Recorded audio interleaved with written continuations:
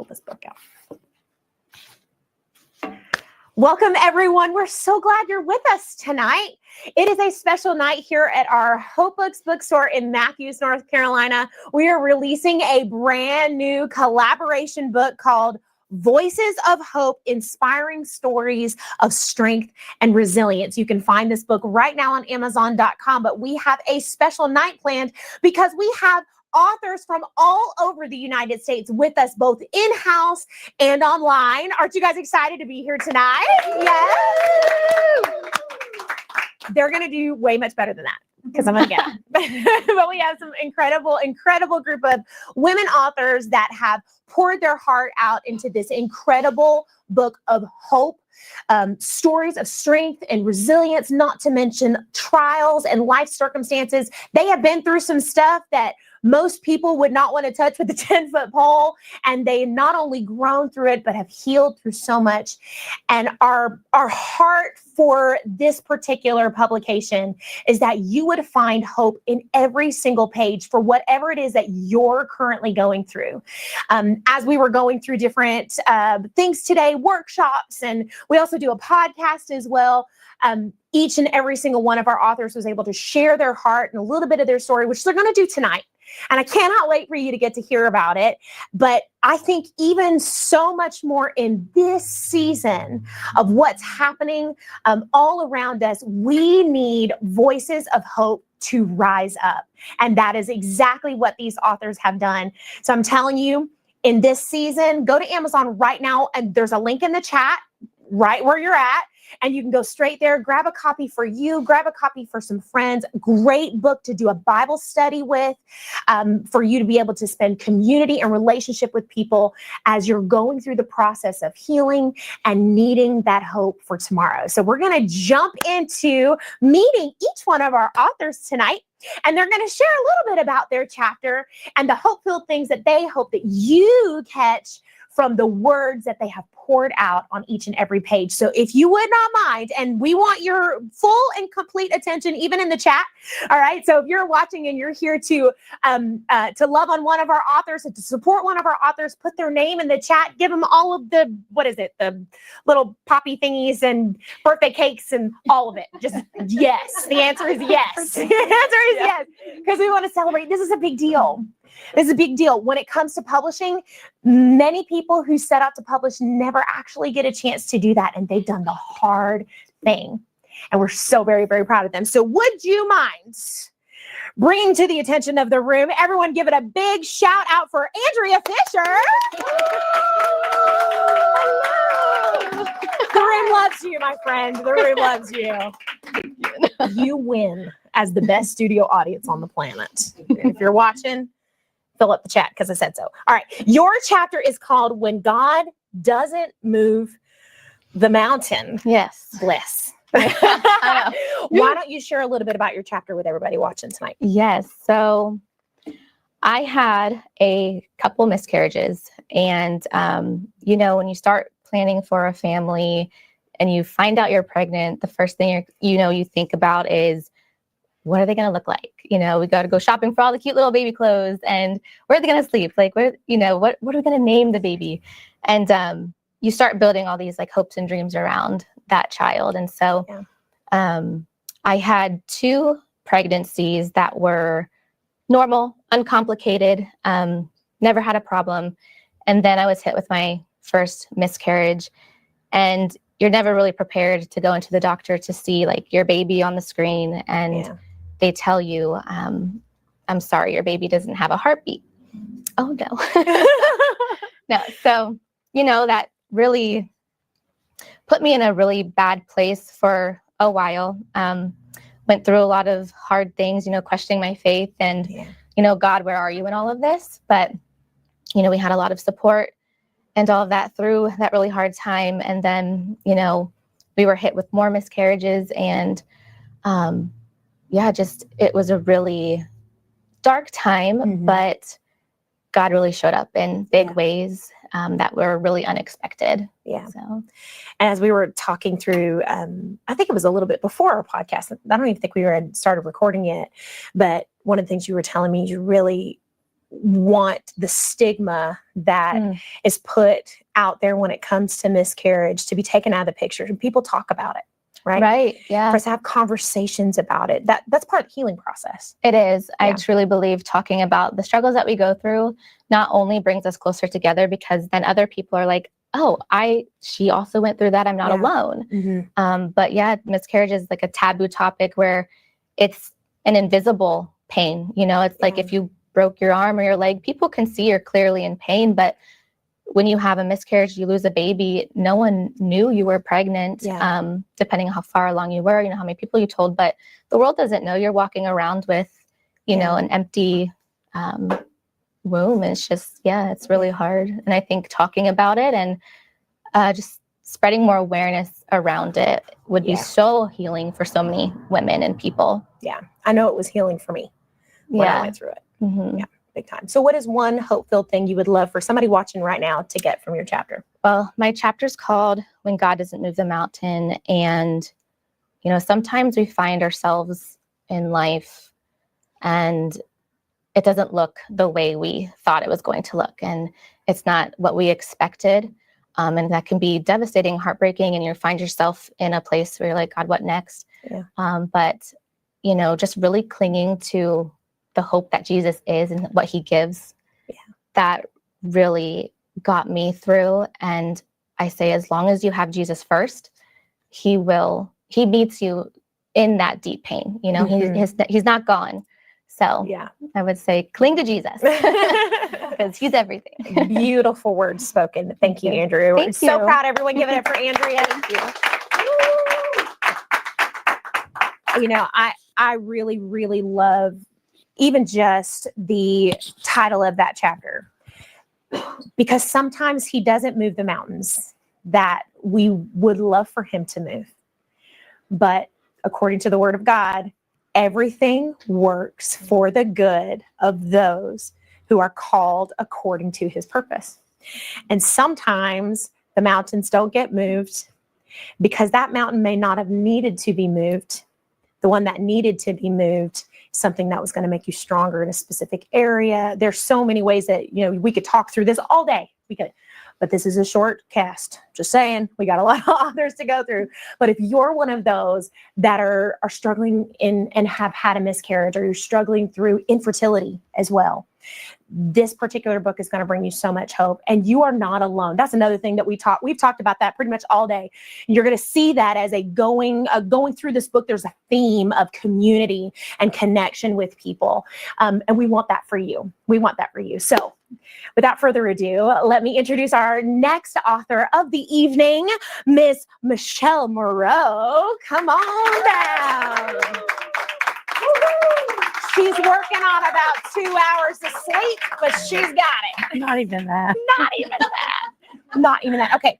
So Michelle, your chapter is called Holding On to Hope, the Power of Prayer and Trust. So why don't you tell us a little bit about your chapter? About 6 years ago now, I got that phone call that nobody wants to get, that the cancer is positive. And for me, it was breast cancer. Never in my wildest dreams did I think, you know, that's the kind of thing that happens to somebody else.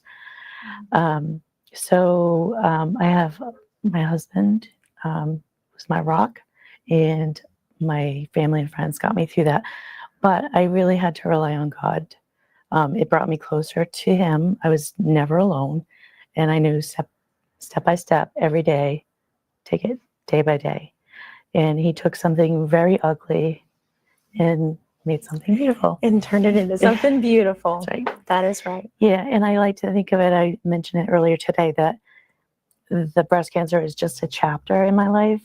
And this chapter in this book, it just kind of correlates that it's not my whole story. It's just a chapter. So, yeah. And it's something I couldn't go around or over, or I had to go through it. Yeah. And just one day at a time.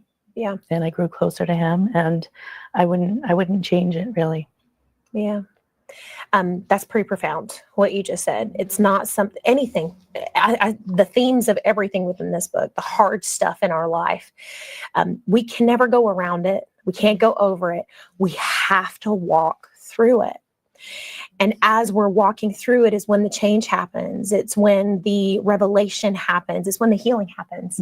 You know, whether it's healing on this side or on the other side of glory, you know, either way, we have to go through it.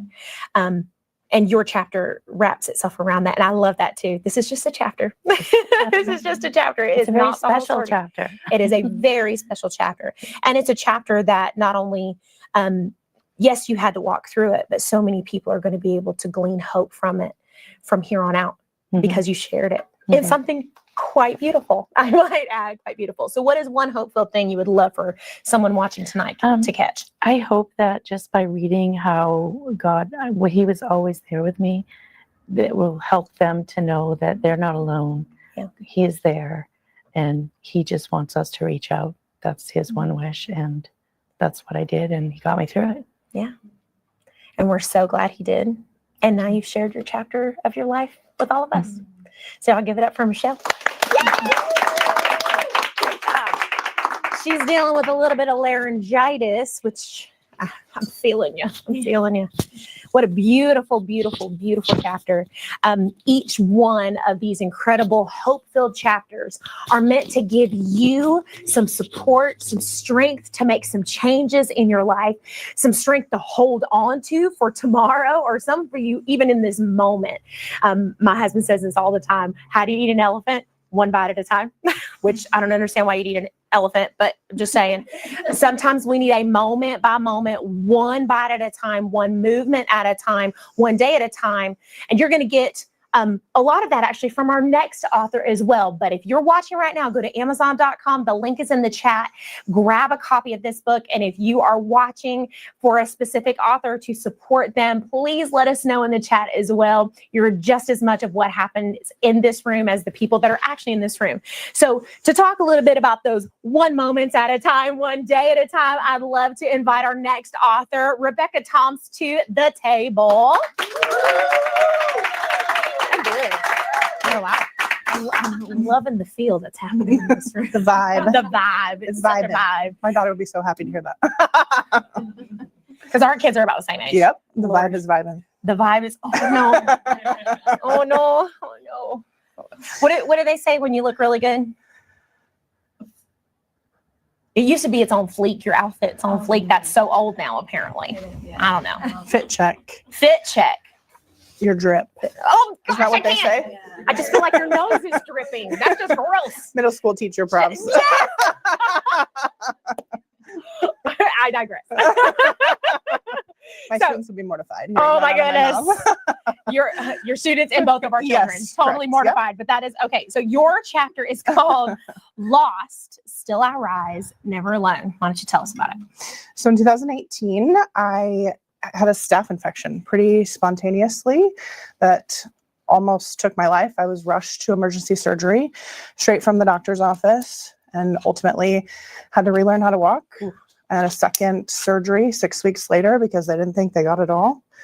And ultimately ended up addicted to painkillers and opioids on top of that. But I felt really alone when I went through that, raising 3 kids under 3 by myself. Let me just pause there for a second. 3 kids under the age of 3. I just need to breathe. I know they're a lot older now, but still, you're my hero. They're still like triplets, even though they're older. Sorry, go ahead. And I had just finished my first year of undergrad to become a teacher. So I still had 4 years left. And ultimately, people continuing to show up in my life for me is how I made it through that summer and went back to school, graduated with a triple undergrad degree, and Overachiever. graduated with my master's in May. Yes, you did. Yes, you did. And started We're my so second proud. master's 2 weeks ago. What an incredible journey, though. Yeah, It's been quite a journey. it has. But you don't do it alone. Right. And we were talking about that a little while ago, Yes, too. The yes. importance of community. And it's, again, dripping in every single chapter. Nobody should ever have to go through anything in your life alone. And I guarantee you, there are people around you that want to support you. They just might not know what you're going through. Yep.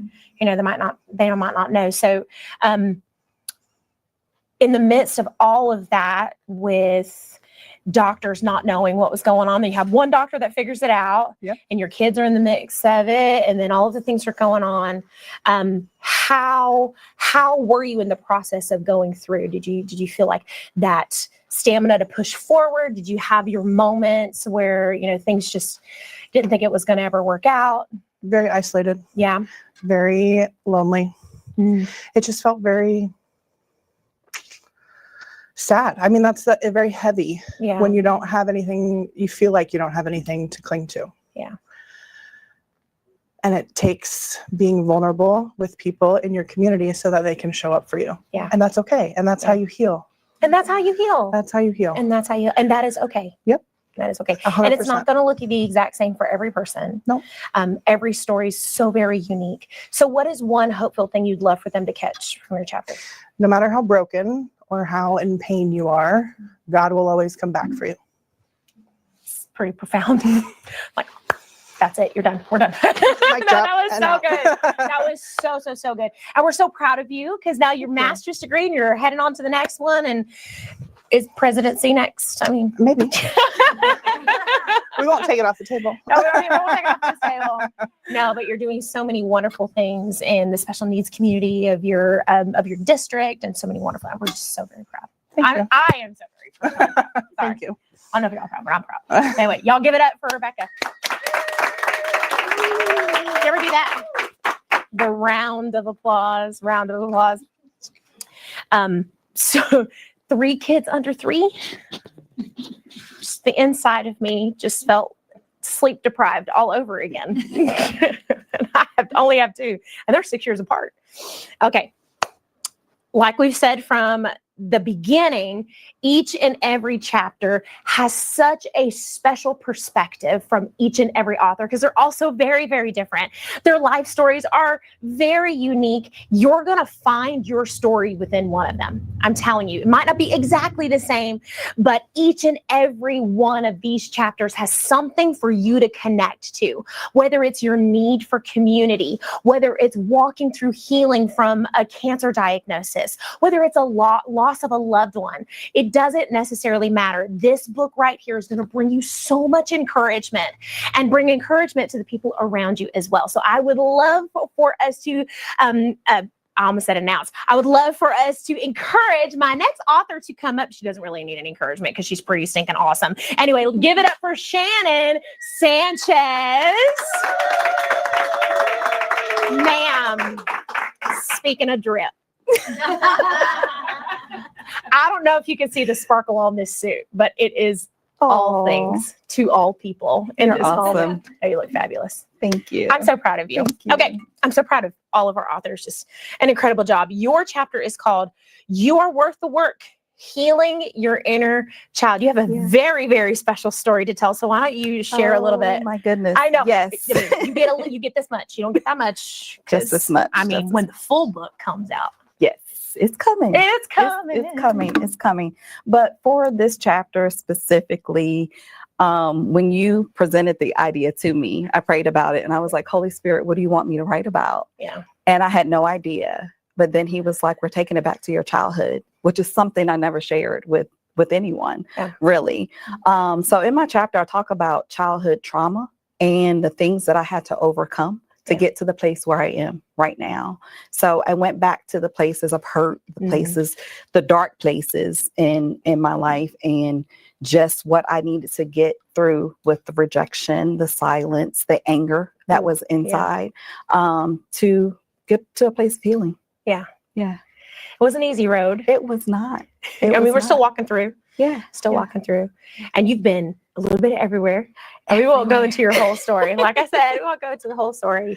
But just from that process of healing and counseling and the moment you spoke about your childhood trauma, I think there are so many people, even in this room and watching online right now, that can resonate so much with that. Yeah. Things that we've had to push away from when we were really young and did not know how to process or process incorrectly. Right. You know, those things we thought were good, but weren't actually good at things all. that we bury deep inside Yeah. that we are afraid to acknowledge. But when we do, When we do. Yeah, when we do, Yeah, you talk healing's on the other side. there is healing on the other side, and Yeah. what happens when you actually feel the breakthrough. Yes. And that's one of the things I love about this chapter too. You talk Yes. about you can't put into words how to describe the feeling of the breakthrough. The breakthrough. But it's Mhm. there and Yeah. it's coming if you'll allow the healing If you to happen. allow the Yeah. healing. And that moment of breakthrough came when I was challenged to write a letter to my inner child and address everything that I went through as a child, Wow. and knowing how things from our past can carry over into things in the future if we let it go unaddressed. Yeah. And it needs to go addressed. It Yes. needs to be addressed. Yes. You heard the professional. But what is one out of all of this? There's so many things that are just not only hope-filled, but so many beautiful things for us to cling to. But if you Right. could choose just one, what would you want someone watching tonight to catch? One thing that I would say is that freedom is possible. Yeah. You just have to be willing to do the work, but Yeah. it is possible. Freedom is possible. But Mhm. again, we have a part in that. Yeah. It doesn't just happen. We have Right. to be willing to do We the work. have to And be sometimes the willing. work is ongoing. Mhm. Actually, I think our whole life is the work. It is. It Really is. It's a journey. It It's a is a journey. journey. That's what I talk about in the book. It didn't happen just one single moment, Yeah. but it was a process. A Yeah. collection of moments. if you will. Collection. Yes. I am so proud of you. Thank you. Y'all give it up for Shannon. Whew, childhood trauma. Like I said, this book has every side of the spectrum from people who have lived through really hard things. Each and every person that is watching this particular broadcast, no matter when you're watching it, you've been through some hard things. And all of us need encouragement in our life. This is a book for you. All right. The book is called Voices of Hope. You can find it on Amazon.com. Or if you're in the Matthews area, come by the bookstore. Even better. We would love to have you here. You can grab the book here. You can meet our incredible staff, as well as our team that serves just at the bookstore. But I'm telling you, this is going to be a game changer for people who are finding themselves in the midst of despair right now in this season. Okay. Mhm. So help me to, you got to get excited. They've been so good, though. They've been really, really good. I think you guys are some of the best studio audience we've ever had. So why don't y'all give it up for our next author, Georgia Turner. Hello. She said hello. Hat and all. Bringing it all in from Texas. We've got a couple Texans in the room. Yes. I told you they're a little bit everywhere. Okay. Georgia, your chapter is called Falling into Grace. Yes. Why don't you share a little bit about your story? A little bit about it. Well, I did the same thing as Sharon, and I asked the Holy Spirit what to write on, because I have a plethora of stories that would have been applicable. And he just told me that he wanted me to write about his faithfulness, not mine.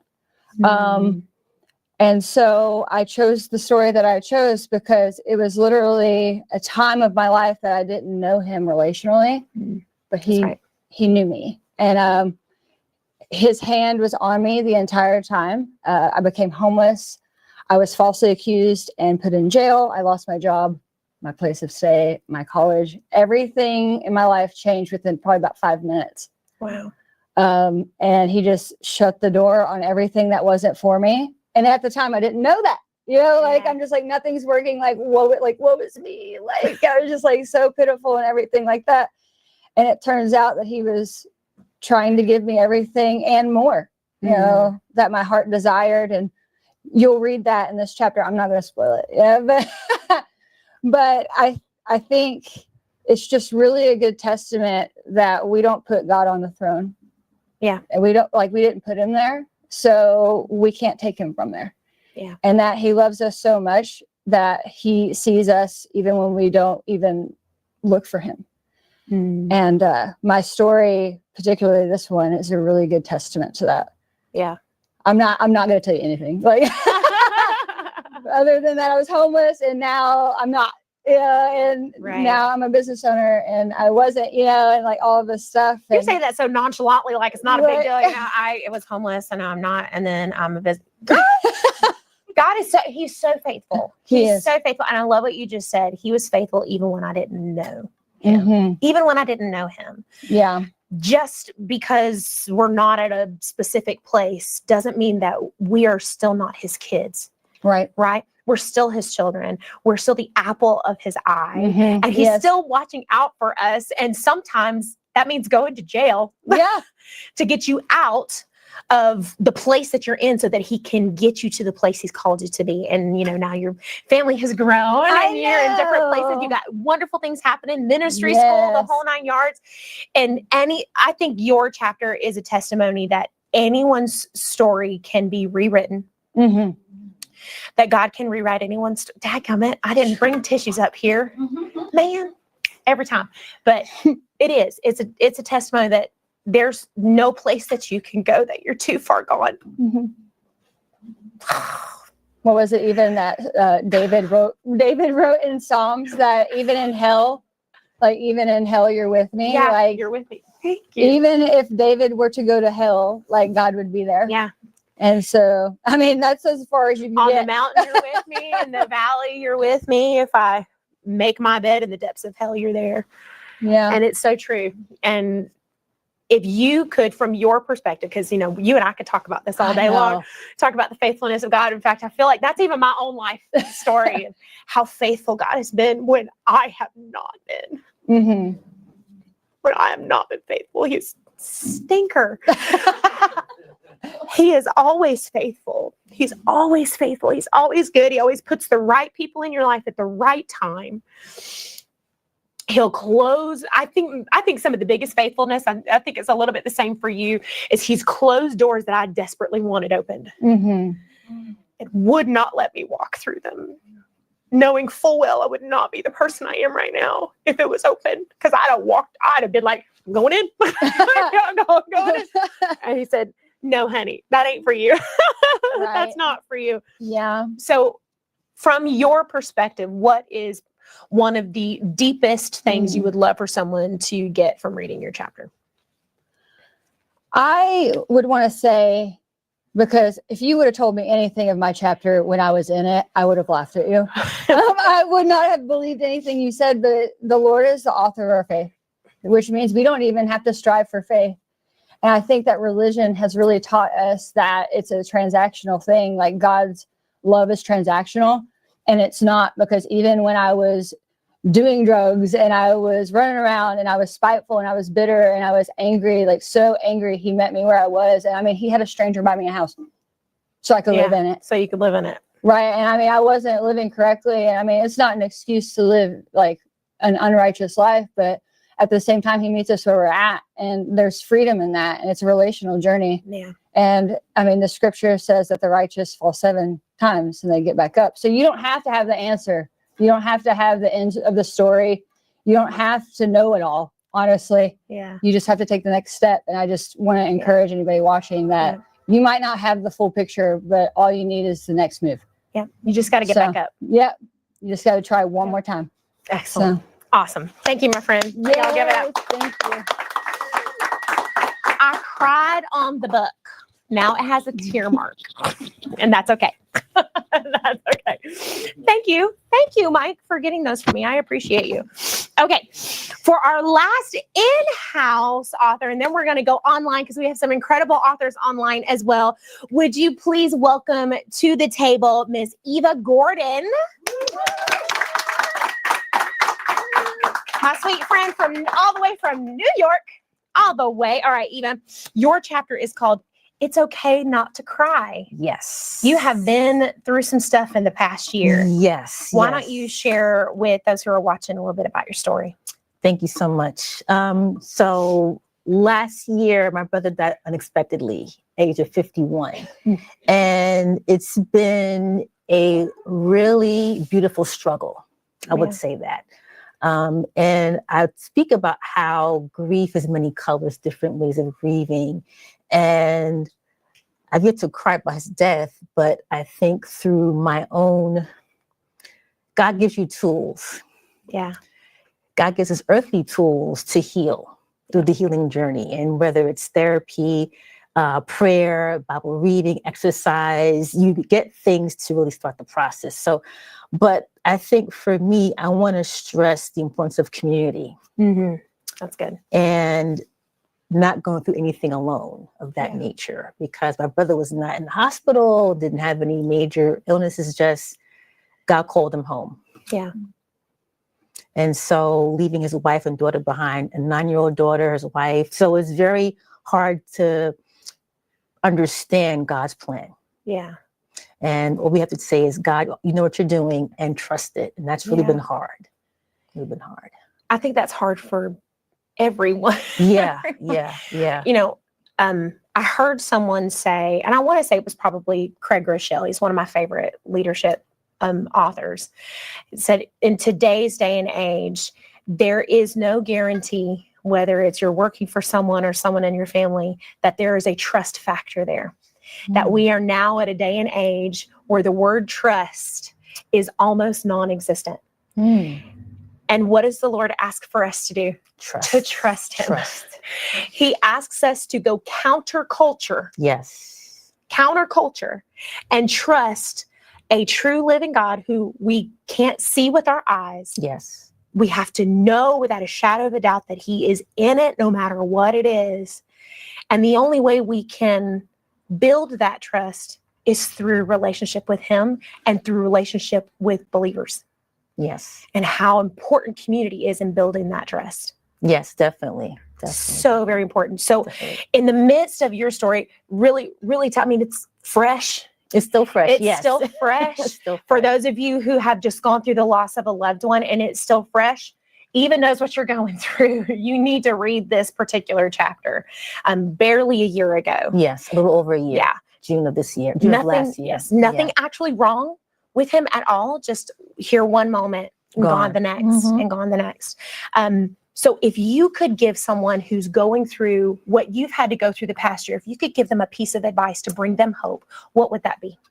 Wow. I think it's asking for help is strength. That's good. Oh, that's so good. The strength in wanting to be in community and being in connection with each other. And I thought of us, we have to be strong by ourselves, but be mindful of being hand in hand, calling and boundaries and just saying, talking, just that connection. And we're created to be humans as being social. We're not meant to be alone. We're meant to be social. We are. And not go live in isolation, but live in community with others. Yeah. And as we're building that trust with our Heavenly Father, we're actually doing that in community with one another. Yes. Exactly. When we say things like, I need help. Yes. I cannot do this alone. We were never meant to. What a beautiful, beautiful chapter. Thank you. Y'all give it up for Eva. As you can tell, lots of beautiful, wonderful stories when it comes to this incredible book called Voices of Hope, Inspiring Stories of Strength and Resilience. So right now, we've got two of our incredible authors online from, I do believe Elizabeth is from Florida, and Leah, we're going to go to you first so you can tell us a little bit about yourself as well. But we're going to invite Leah. Y'all give it up for Leah. Leah's not necessarily able to be with us tonight, but we are so excited that you're actually online and live. And your chapter is called From Tragedy to Triumph. So, Leah, why don't you tell us where you're from, where you're actually tuning in from right now, and then share a bit about your chapter with us. I'm from the Cincinnati, Ohio area. Yeah, Cincinnati. That's like 4 hours from me. We're like neighbors. Why don't you share about your chapter? Yes. Well, I'm glad that I didn't come down there because I ended up getting COVID. Oh, no. Yeah. So that's why I sound a little rough in the voice. But so the tragedy for me was when I was, so I had a series of back surgeries back in 2017. I was recovering from one at an assisted living place, and one of the aides went to pick me up and transfer me and drop me to my knees. And so just crying out to God in pain for many, many months, asking why, and finally got some relief from the spasms I was having in my legs with a thing called a baclofen pump. And basically, I mean, to the people that, my therapist that I had, through my family, my church, my friends, they really supported me through all that. But the thing that really got me back to, because I wasn't walking after that happened, I was in a wheelchair. The thing that got me back to walking was doing pool therapy, and at a wonderful therapy center we have out here. And so something that I never thought would be possible actually became possible. And so I was able to go to the beach that summer of 2018. And but yeah, it was truly a tragedy. I mean, having to give up my former life, so to say, because of that. I mean, I had to get rid of my apartment, live with my parents, which I still is where I'm at today. They're a huge blessing. But so that's kind of my story and where I've been from that. So Yeah, I'm hearing it from you. The same thing I'm hearing from so many. The importance of community through the process of healing.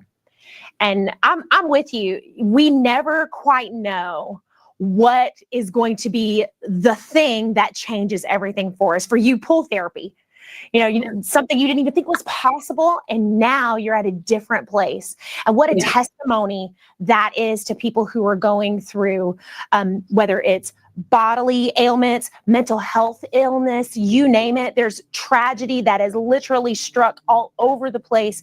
But to find ourselves in the course of meaningful community, and I believe that the place that you're in right now is a place of healing for you.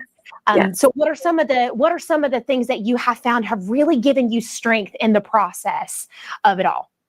The main thing I think is just being surrounded by a community of those who encourage me and who give me hope, and being involved in Bible studies at my church, whether it's in person or via Zoom, but situations like that, and then just hearing other people's stories of how they've gone through rough times, really helps as well. That's beautiful. I hope whoever's watching right now heard you say that, listening to other people's stories and the power of testimony. That's what we are all about here, is the power of testimony, and how your life and the things that you've been through and the things that all these authors and all these people in this room have been through can truly bring lasting change into someone's life. So, Leah, I'm going to ask you the same question that I've asked pretty much everyone else to end our session today. What is one hope-filled thing you would love for somebody who's watching tonight, who reads your chapter? What would you want them to get from reading it? Never give up. There is always a pot of gold at the end of the rainbow. There's, just keep your faith, lean on those who, have a strong faith as well and can help you. That's wonderful. Wise words. Absolutely wise words. You guys give it up for Leah. We're so thankful for Leah. All right, our last author of the evening is no stranger to us here at Hope Books, but I want to invite Miss Elizabeth Fisher. She's actually a part of our Hope Books and Hope Writers team. We feel like she's the backbone of our team, and she has written an incredible chapter. Elizabeth's chapter is called Finding Hope in and Unexpected Blessings in the Desert Season. So all the way from Florida, let's give it up one more time for Miss Elizabeth. Yes. Hi, friends. Hi, it's so good to see you. You're so beautiful. I'm so glad to see you too. I get to see Elizabeth every week, but not in this kind of, this is pretty special to all of us when it comes to our entire team here at Hope Books. So Elizabeth, I want you to just give us your insight on your chapter. Tell us a little bit about it. Yeah, well, this chapter is about a desert season that I walked through. And I think desert seasons can look like a bunch of different things. But for me, this was a season of a lot of hard changes, of loss, of disappointment, shattered dreams. It kind of just felt like it was one thing after another. And in the midst of that, wondering, where do I go from here? And feeling knocked down to the ground by all the things that were happening. And what I didn't realize was that God was doing so much behind the scenes in my story, and that he was using that season in so many times. It took a while for me to figure that out. There was a while where I went to lunch with a mentor, and I remember just telling her, feels like almost everything is on fire right now.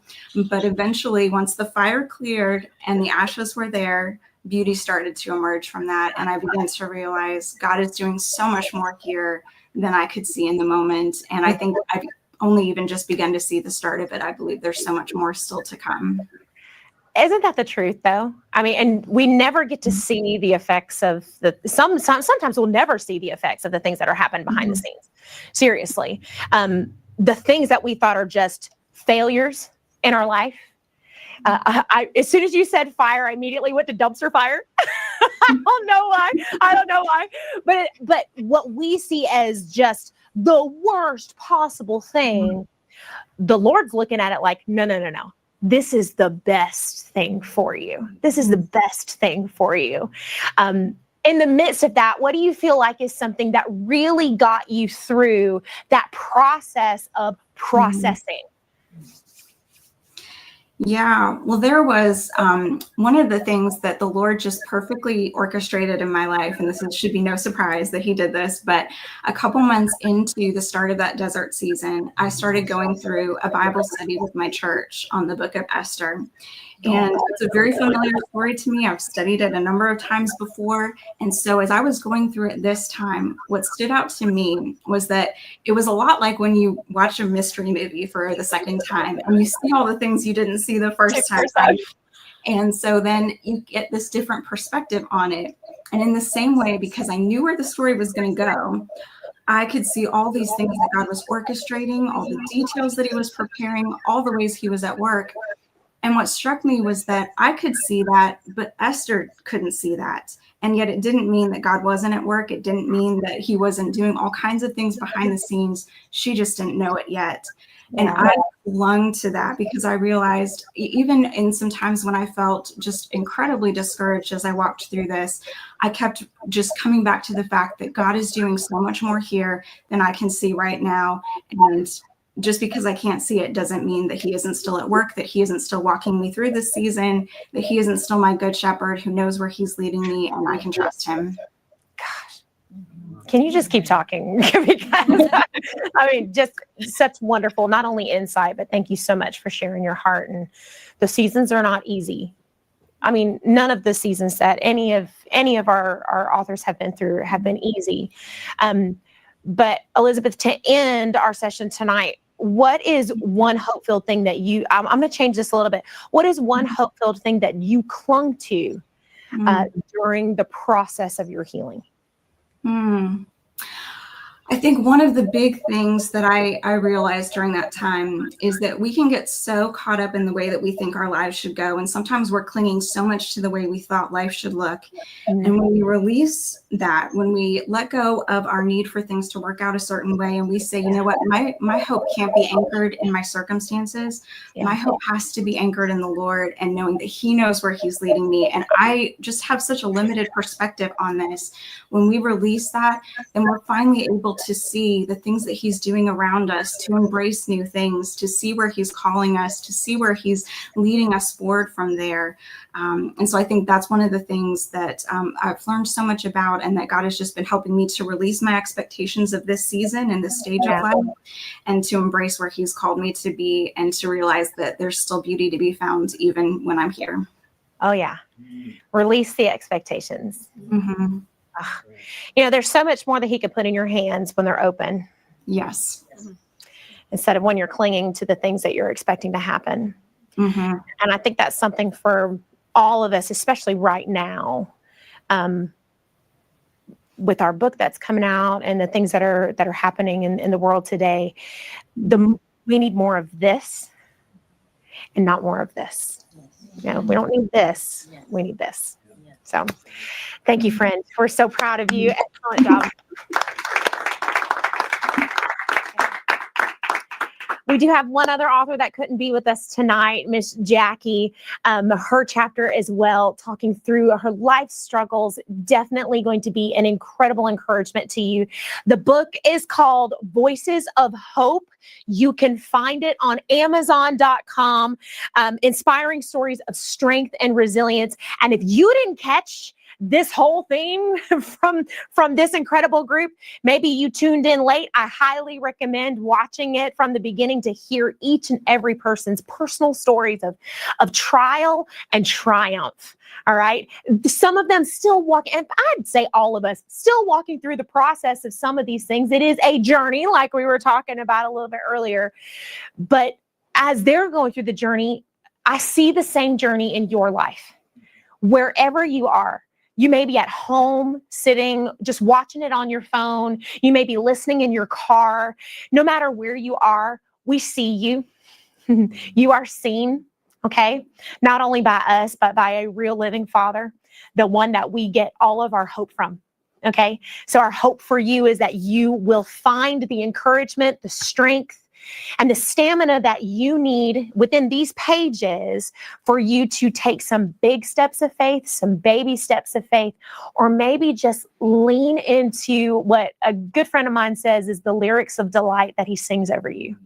Okay, so grab your copy today. Grab a friend a copy as well. What a great gift to give someone in this season of life and heading into the fall. And all of us need a little bit of hope to cling to today. So we have that link in the chat. Give us a shout out for your friends. And maybe you might be asking yourself, how in the world can I get involved in something like this? Well, guess what? These incredible authors were at the same place that you're at right now. And we have something wonderful coming for 2026, 20 different books of hope. And we're doing an entire series on the fruit of the Spirit. And each one of us have life's situations and parts of our journey that we can impart into the lives of other people, sharing the message of hope by you contributing a chapter to a collaboration book. All you have to do is visit hopebooks.com/collabs, and you can check out the collabs that are coming for 2026 and join one today. All you have to do is fill out an application with a theme that fits your life story, and you could be right in this room with us. And what a fun time. It is our favorite event that we do every single month. We're going to have another one tomorrow night. But don't miss an opportunity for you to jump into the next season of your calling as a writer. We feel like everyone has a story to share with the world, and this is a phenomenal way for you to do that with a crew of incredible authors by your side. So we're so excited that you're with us tonight. I hope you have a great night. Feel free to share this with a friend that might need a little bit of hope, and grab your copy of Voices of Hope on Amazon.com. Have a great night, everyone.